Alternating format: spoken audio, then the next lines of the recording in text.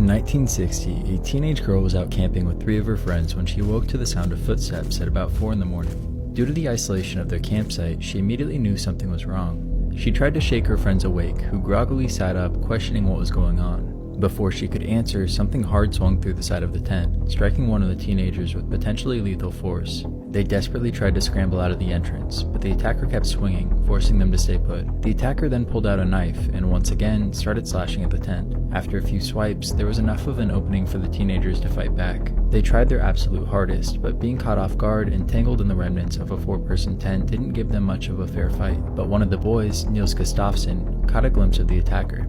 He was a man dressed in black with what appeared to be bright red eyes. Before he could get a closer look, the attacker struck him in the head and knocked him out. Gustafsson was found unconscious the next morning with severe facial fractures and defensive wounds. His 3 friends didn't survive.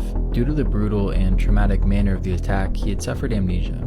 The details told through this story were mainly recalled through either evidence analysis or hypnotherapy, which has a shaky reputation at best. And decades later, the police realized that his story was highly suspicious. He was the only survivor and didn't have nearly as many knife wounds as his friends did. Additionally, his shoes were found partially hidden about 500 meters away with his friend's blood all over them.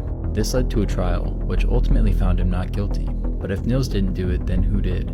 Well, one person noticed that in this photo of one of the teenagers' funerals, there appears to be a man who nearly perfectly matches the police sketch. Despite this, nobody could confidently identify him.